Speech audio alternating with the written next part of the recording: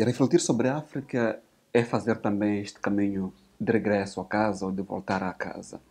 E gostaria que entendêssemos o conceito de casa enquanto um lugar de interioridade, mas, acima de tudo, enquanto um espaço de conjunto, de demora e de compartilhamento. E antes de mesmo ir ao intervalo, estávamos no processo de destruição.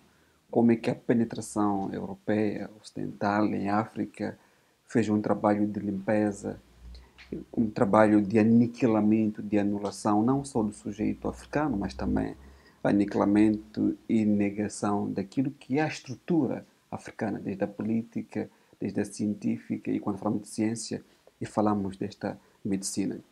E um pouco antes, a Paulina falava dos investimentos que a Índia, a China, dá ao seu lugar tradicional, ao seu nosso eu. E sinto que isto nós não temos. Mesmo quando olhamos ao Centro de Estudos Africanos, a pergunta que se coloca é o Centro de Estudos Africanos que estuda o que concretamente sobre a África? O que é que nós temos lá espalhado no Centro de Estudos Africanos que fala sobre nós? E como é que e as faculdades que nós encontramos da medicina, os departamentos do Ministério da Saúde, será que eles conseguem encontrar este elemento de investimento para capitalizar este saber nosso, esta medicina nossa, para ombrear em pé de igualdade a nível do saber já? Eu começaria por dizer o seguinte: o trabalho que temos que fazer na atualidade. Primeiro, a Faculdade de História e os historiadores devem fazer a história da medicina africana. Esse livro existe? Nunca ouvi falar, mas pode-se desde já começar a pensar em elaborar uma fonte histórica, bibliográfica, para que o seu povo saiba de onde vem. Sem aqueles preconceitos europeus de olhar para a medicina nossa como diabólica. Nós também herdamos essa consciência imposta. Estou a falar de história. Já falei um pouco da Faculdade de Biologia. Já falei um pouco da Química. Falemos da Engenharia. Os nossos médicos tradicionais pilam com as mãos troncos para produzir o remédio necessário para a população. Será tão difícil a nossa universidade fabricar umas maquinetas para isso? Estão à espera de quê? De passar o dia 25 de maio celebrando aquilo que eles fizeram para eles não fazer nada? Por que a engenharia não investe? Falo também dessas questões de processamento. Alguns remédios são processados a frio, outros são processados quentes. E tudo isso, quem é que vai fazer esse trabalho? Ficam de longe no pedestal a apontar o seu patrimônio como algo diabólico. Não há pior colonização do que essa. E é um fenômeno interessante que eu tenho acompanhado. O pessoal, doutores, desculpa, o senhor é doutor, olham para o curandeiro ou aquele médico tradicional comum ou praticante de medicina, eles olham de cima para baixo e dizem: esta planta, o que é que cura? Traga para cá, para o meu laboratório, para eu ver as propriedades que ele tem. E depois vou te dizer como é que deves aplicar. Ora, o povo que já vem usando essas plantas, ou essas raízes, ou essas folhas, olha para este filho da África que, de uma forma extremamente arrogante, insulta o seu próprio patrimônio. Há aqui uma clivagem muito grande. Estou agora a lembrar-me de uma história. Isso foi na Zambésia mesmo, em Macusi. Estava uma velha, já muito velha, parteira tradicional, a Malesta. Já morreu. A Malesta foi responsável pelos partos da maior parte dos habitantes da sua comunidade. É uma zona distante. No dia que colocaram a maternidade ali, a primeira coisa que os médicos e as parteiras fizeram foi humilhar a Malesta. Meu Deus! Por quê? Enquanto eles estavam ausentes, havia um filho do povo usando o patrimônio cultural, o saber, a ciência da sua cultura para os filhos nascerem. Agora que eles chegaram, precisavam de matar a Malesta daquela maneira, fizeram uma campanha bem feia e eu tive a oportunidade de ver com muita tristeza.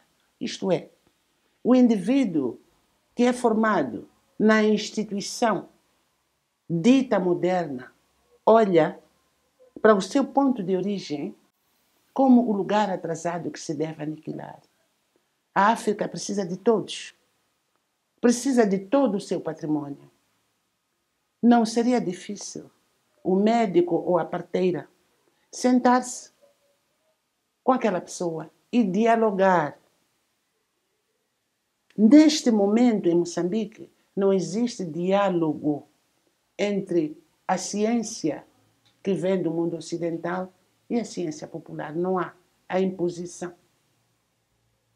Temos valores, conhecemos as plantas. Quando nos encontraram-nos fortes, porque tínhamos esta natureza que hoje, por exemplo, a China vende para o mundo. Portanto, estás a ver como é que nós, como africanos, funcionamos. Quem está ali a gerir essas instituições não são estrangeiros, somos nós. E olhamos para aquilo que é nosso de uma forma, mas eu acho que também é um pouco de preguiça, sabe?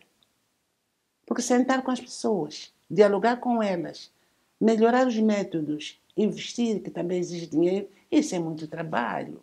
É melhor a gente ficar à espera do takeaway que o Ocidente nos traz. Tive uma outra experiência, foi em Mecufe, em Cabo Delgado. Foi muito interessante aquilo.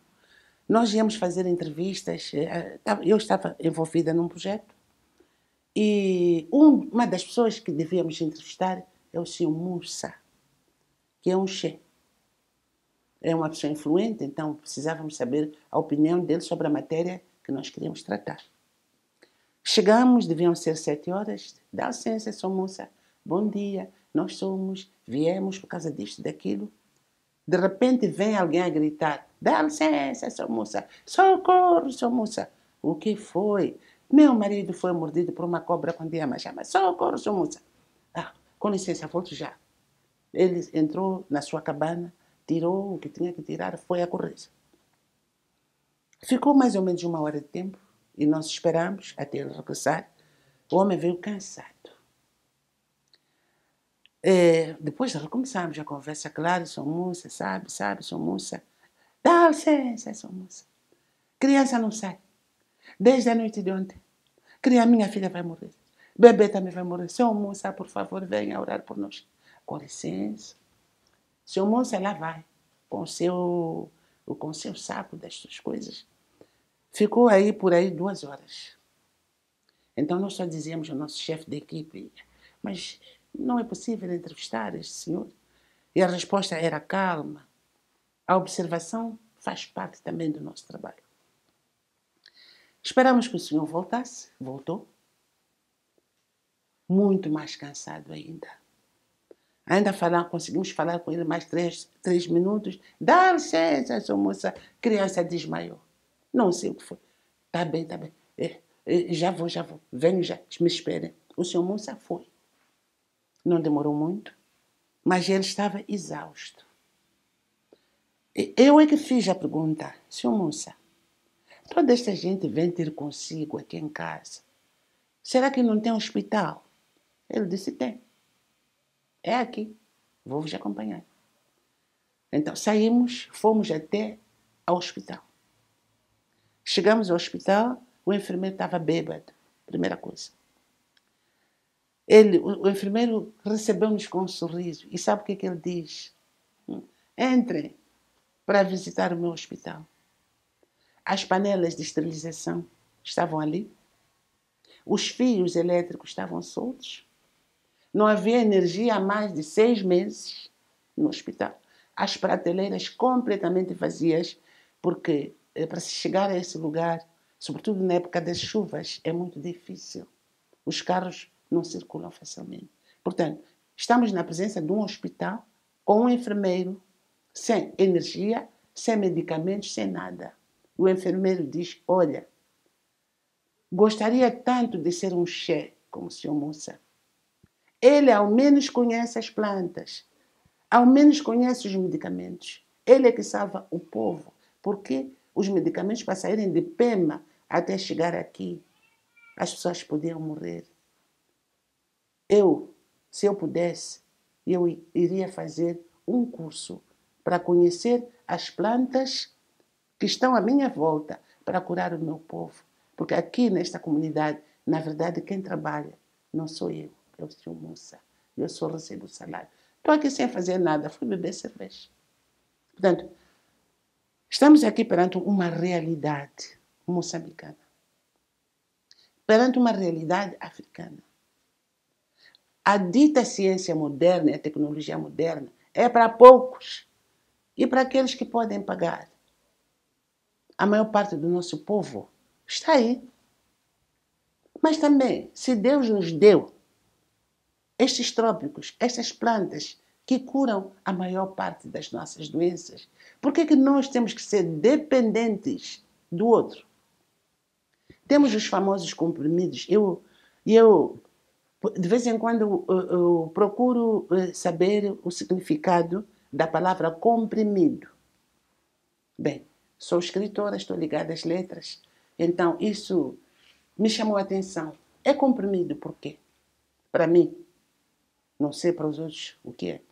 Portanto, tu vais buscar, por exemplo, as folhas de goiabeira, depois vais buscar as folhas da moringa, depois vais juntar com malambe, mistura, faz aquele compacto, comprime e faz o comprimido. E eu tomo, vai me fazer bem, com certeza. Mas posso não tomar o comprimido e tomar a planta que vem da natureza. E se a planta não está perto, eu tenho que procurá-la num lugar onde eu sei que posso encontrá-la em boas condições, devidamente processada, com tecnologias modernas. E não sei se me fiz entender.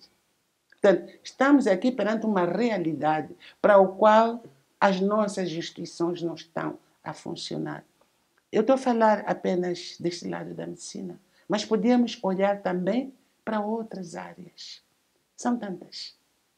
E ficamos sentados à espera do livro que vem. E às vezes pagamos uma fortuna para mandar vir o livro da ciência de A, de B, de C. Porque nós ainda não sentimos, ainda não ganhamos a consciência de que temos que escrever os nossos próprios livros. O primeiro livro, para mim, chama-se História da Medicina Tradicional. Nunca ouvi falar. História verdadeira. E nós estamos aqui a abordar um ponto de origem. A medicina tradicional foi aquela que curou os povos africanos antes da invasão colonial. Vamos começar por aí.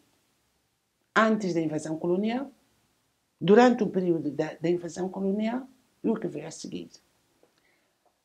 A questão de algumas lideranças que, quando se declara a independência, vieram e disseram abaixo o obscurantismo, apontando a sua própria cultura. É também um produto da colonização. Foram, sim, guerreiros que lutaram pela liberdade e fizeram um belíssimo trabalho. Mas este trabalho é dos intelectuais, é de gente nova. Deram-nos a terra livre. Agora é nossa hora de trabalhar. O que é que há? Desculpa. Há um trabalho feito pelo Castiano, que é também filósofo moçambicano, que procura reivindicar com os mesmos moldes que a Paulina traz. E diz o seguinte, olha, se a filosofia grega é filosofia, A inglesa é filosofia, a francesa é filosofia. Por que a africana deve ser uma etnofilosofia? Se a medicina inglesa é medicina moderna, por que a nossa medicina deve ser etnomedicina? Por que para nós tudo quanto é o nosso saber deve ser subalternizado, deve ser colocado sempre num lugar menor, num lugar de pouca relevância?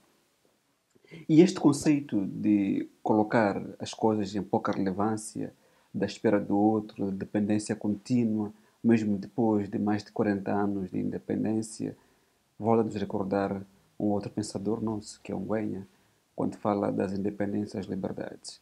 Obviamente que conseguimos as independências, e como é que podemos fazer um passo de volta para construir ou nos aproximarmos da liberdade e pensarmos também, aliás, nos aproximarmos da independência e pensarmos na liberdade enquanto este lugar de reivindicação, de rebeldia e de contestação sobre tudo que nos é imposto.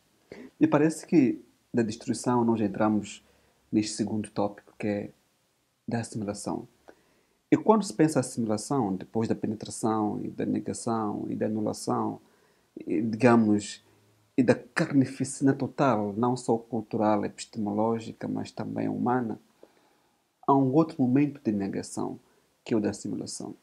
Mataram os velhos, mataram aqueles que cuidavam do nosso laboratório científico, do nosso laboratório cultural e deixaram-nos órfãos. Os poucos que continuaram foram obrigados a ser o outro, deixando de ser eles. E este processo de assimilação passa necessariamente por aceitar uma planilha de valores, um modelo de pensar, uma forma de ser outro que não seja o nosso. Olhamos isto na ideologia da educação que nós encontramos no processo colonial, que é dar o mínimo de saber ler. Mas é uma coisa que a Paula disse, que se a Europa e o Ocidente trouxeram a civilização, como é que até hoje mais que a metade da população moçambicana e africana ainda não consegue ler? Não será este momento de trazer este elemento, digamos, subalternizado para que as universidades e as lideranças políticas e o saber científico olharem também e darem a devida responsabilização? Hum. Devemos já ter começado há muito tempo. Mas este momento, eu acredito que é um momento nobre, que nos chama a atenção para as loucuras e as fantasias que nós chamamos de civilização. Eu estou a falar desta época do Covid-19, que tem muitas lições para dar. A primeira grande lição foi: todo mundo corre para o hospital, porque está com Covid. Chega no hospital, o hospital diz: ei, é melhor aguardar em casa, porque agora a situação está complicada. As pessoas correm para o hospital. Chega-se lá, a enchente é tão grande que não há remédio para todos. E muitas pessoas, pela primeira vez, começaram a olhar para a natureza em volta. Chá de cenoura, de cebola, chá de alho, de gengibre. Eu nunca vi este povo à volta da natureza como foi o tempo de Covid. E eu acho que isto merece uma reflexão. A gente pode ir pelas ruas, pobres eucaliptos que estão a acabar. Quem é que fazia um bafo de eucalipto? Ninguém. Estavam todos à espera de comprar o produto milagroso, o comprimido, e não ir buscar a essência da cura na sua própria natureza. E sobre esse aspecto eu digo, olha, o momento do Covid foi muito interessante e continua a ser. Nós que pensamos que somos civilizados e abastados, passamos a vida a matar o nosso próprio corpo com esses alimentos congelados, trazidos, que a gente nem sabe de onde veio a Covid para dizer: ei, a natureza é importante. Comam comidas naturais e apanhem sol. A África tem sol que nunca acaba. Mas o africano, às vezes, prefere um bom ar-condicionado do que a beleza da sua própria natureza. Então, o Covid trouxe esta mexida nos nossos cérebros. E eu tive a oportunidade de ficar em casa com a família e refletir sobre estes processos. O dito, como se diz, a dita civilização, as ditas máquinas e a dita farmácia moderna colapsou. O Covid mostrou que a natureza é forte. Então, quando pergunta se este não é um momento próprio, eu acho que todos os momentos são momentos próprios, mas sem dúvida que este momento é um momento muito fértil para nós podermos fazer uma reflexão à volta daquilo que é o nosso patrimônio. Sem imposição.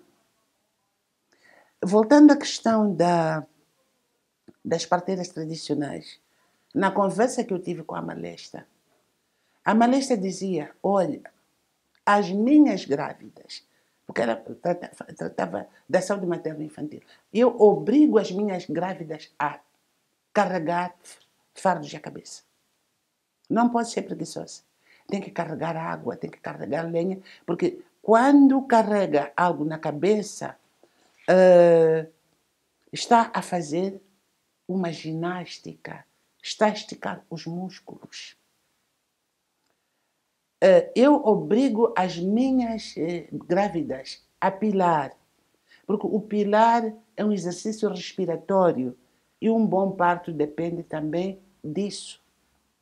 Veja, minha senhora, o que acontece hoje. A maior parte das mulheres da cidade tem filhos à base de cesariana, porque o corpo delas estão a comer aqueles lixos todos, estão sempre sentadas, fazem pouco movimento. Quando chega a hora do parto, tudo se torna complicado. Ora, eu olhei para a senhora e dei-lhe razão. O índice de partos de cesariana é muito alto nas cidades. No campo, embora existindo problemas, é muito raro encontrar esse tipo de problemas, porque as mulheres são desde muito cedo preparadas, educadas para preparar o corpo para o parto. Isto é uma sabedoria. Isto é uma ciência. Então, não é justo que alguém que venha de uma academia comece a humilhar aquela pessoa que tem a sabedoria verdadeira. Então, aqui, não estou a dizer que é uma medicina melhor que outra. Não, não, não, não é isso. Estou a falar da necessidade de diálogo. Tem que haver um diálogo entre o dito moderno com o tradicional. O que está a acontecer até hoje, sobretudo neste país, é a imposição a um que se coloca num grau superior ao outro. Ora, se queremos uma África mais livre, mais independente, mais equilibrada, precisamos todos de dialogar. Estou a falar muito desta questão medicina, mas podemos levar a mesma reflexão para outras áreas. Uma criança que aprenda desde cedo a história da arquitetura do seu povo. Como é que se constroem as casas? Olha, eu já passei por Tete. Aquela terra quente, quente, quente, quentíssima, meu Deus do céu. Estou numa casa de pedra, de alvenaria, e tenho que ligar o ar-condicionado muitas vezes com a energia que tem cortes. Quantas vezes eu tive que dormir fora? Vais aquelas palhotas de bambu, vais encontrar casas frescas, frescas, frescas. Tem janelas pequeninas lá em cima. Eu, curiosa que eu sempre fui, perguntei sempre, mas por que esta casinha só tem janelas lá em cima? E começam a explicar como eles conseguem fazer a circulação do ar sem meter o calor dentro de casa. É muito interessante isto. Quem quiser até pode ir para ir testar aquelas palhotas de caniço e de bambu. É outra ciência, é outra sabedoria. Deixa de ser ciência porque é do povo. Isso é ciência quando vem do outro, do branco, ou do chinês, ou do indiano. Há aqui uma desconstrução que temos que fazer quando nós falamos de ciência. O que é ciência? Então, ficamos com a ideia de que ciência é aquilo que vem no livro do outro. Aquilo que eu faço não é. Porque sou preta, pior eu que sou mulher. Ei, ok, continuo. Há três semanas já houve um novo texto publicado por Ngwenha, que é Os Tempos Africanos do Mundo. E este texto recordou-me do último grande prémio de arquitetura, olhando o pensamento da Paulina agora, que este último grande prémio internacional de arquitetura foi dado a um africano. E que, na verdade, este africano saiu para a Europa, à semelhança dos Diopes, os Kizerboes. Eles estudaram, depois voltaram para a África para compreender a sua anatomia. E esse sujeito, este arquiteto africano, foi à Europa, estudou, mas nunca deixou de lado a arquitetura africana. Voltou e concebeu as casas no seu bairro em função do modelo arquitetônico africano. Isto me obrigou a pensar esta forma, este exercício comparativo entre os tempos africanos do mundo e como é que este tempo africano do mundo, enquanto um lugar de casa conjunta, ela se expõe olhando o nosso lugar e valorizando o nosso mesmo lugar. Enquanto também ia conversando, ia falando, recordei-me do modo como se colhem os medicamentos em África. Há medicamentos que são recolhidos, são colhidos por mulheres e há também medicamentos que são colhidos por homens. Mas estes medicamentos são colhidos maioritariamente por mulheres. Há formas de colher. E parece que quando a Paulina reivindica uma história da medicina tradicional, deve-se passar também pela compreensão, acima de tudo, de como é que esse elemento é tratado. Porque o conceito de moderno, como é dito no livro, é que o moderno é igual à negação do tradicional. Moderno é igual a colocar a razão enquanto centro de toda a engenharia do mundo. Olhamos desde o Renascimento até aquilo que Descartes chamaria de moderno, enquanto nunca aceitar aquilo que não é comprovado. E quando o Ocidente olha para a África, acha que porque não temos aquela máquina de medição, do cálculo exato como eles pensam, então tudo que a gente faz não é ciência. Porque a Europa catalogou que a ciência é tudo aquilo que se pode comprovar, que se pode objetivar. Mas também a nossa medicina é uma coisa que se pode medir, que se pode objetivar. Porque se a Europa entrou até a África e encontrou os homens não mortos porque ingeriam aquele medicamento, é porque existia aqui uma dosificação cuidada e de conhecimento comum, popular e coletivo.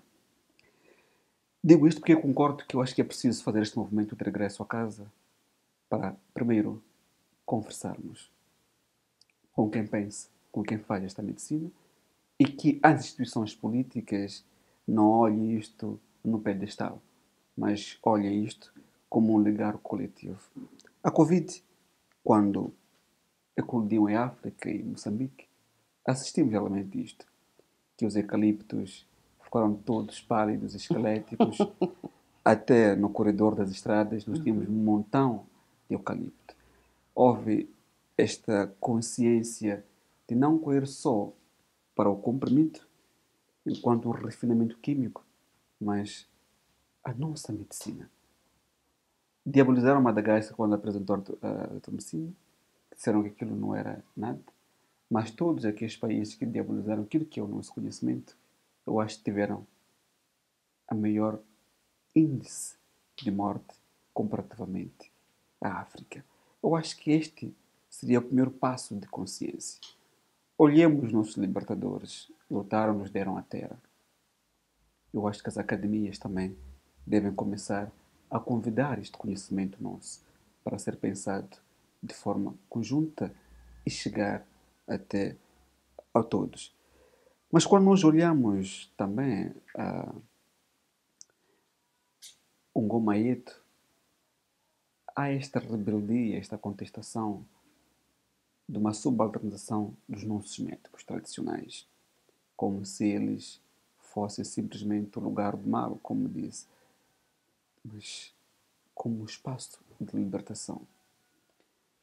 Pós-independência, estamos mais de 45 anos de independência, ainda continuamos a olhar a nossa medicina como um lugar diabólico e com o assalto ao nosso território com as novas igrejas, com as novas propostas ideológicas e religiosas, ainda mais a proibição de nós olharmos e respeitarmos a nossa tradição enquanto um lugar que veta o contacto entre o homem e Deus.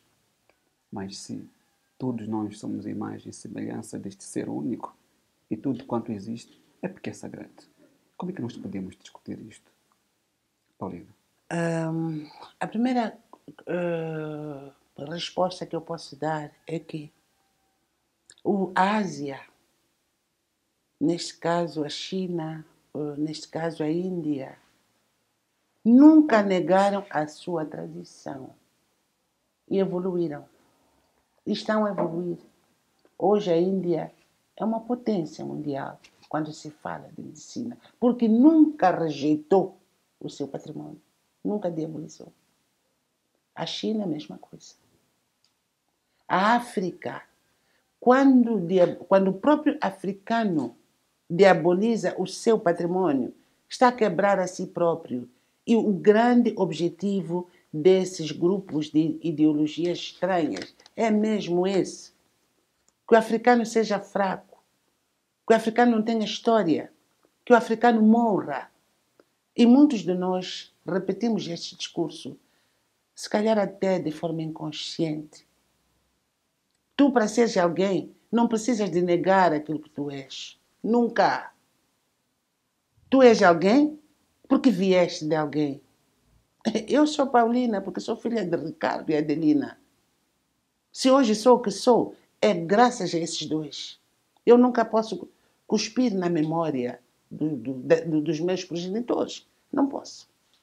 Assim como não posso diabolizar e desprezar o meu próprio patrimônio cultural. Não sei se me faço entender. Resumindo, a diabolização tem um objetivo único: tornar o africano mais frágil para melhor dominação. O exemplo da China, o exemplo da Índia mostram-nos isso. Não só esses dois países, mas muitos, mesmo os países árabes, estão a evoluir em todas as áreas da ciência, porque nunca aceitaram deitar fora nenhum elemento do seu próprio patrimônio. Aquilo que eu digo sempre, falando da civilização e da cristianização, qual é o preto que entrou no céu desde o tempo da invasão colonial? Nenhum. Todos foram para o inferno da escravatura, da colonização, da prisão e do trabalho forçado. Todos. Não conheço nenhum preto livre. Cada dia que passa, estamos a afundar-nos cada vez mais. E temos este déficit de pensamento. Não estamos em condições de pensar, porque cada dia somos bombardeados com ideologias estranhas e tornamo-nos escravos da nova colonização tecnológica. Porque a colonização tem várias formas de se manifestar. A tecnologia moderna hoje, este celular que nós usamos, é um instrumento a partir do qual aqueles que querem ver a África no chão propagam as ideias para que o ser humano, o ser negro, nunca se levante do chão. Portanto, é preciso olhar para essas tecnologias com liberdade e não olhar para a tecnologia como, sei lá, como é que se diz isso? Olhar para a tecnologia como um submisso. É uma pena. Hoje, até as famílias já não conseguem conversar. Os mais velhos não conseguem transmitir um valor a um filho, porque está toda hora no celular. E ficamos calados a pensar que estamos a evoluir. É mentira. O celular é necessário, sim, mas é preciso que, como africanos, saibamos como lidar com a tecnologia moderna, com liberdade, para construir a liberdade. Paulina, tivemos aqui várias proposições. No primeiro momento, falamos da destruição, que é a penetração colonial em África, que vai destruir tanto as instituições culturais, políticas, até de conhecimento, e passamos para pensar o lugar da assimilação enquanto uma autoflagelação em função do outro, e como é que os tempos atuais pós-independência nos servem como um lugar de desafio para pensar o nosso fortalecimento. Se este é o tempo de pensar no nosso fortalecimento, é que a contínua penetração do outro em África tem um objetivo, que é sufocar o africano para torná-lo fraco. Exato. Por aqui, vamos dar uma pausa e voltaremos em outro dia. Muito obrigado, Paulina, por esta conversa e feliz o 25 de maio. Feliz o mês desta grande África lutadora e que ainda resiste. Muito obrigado. E até breve.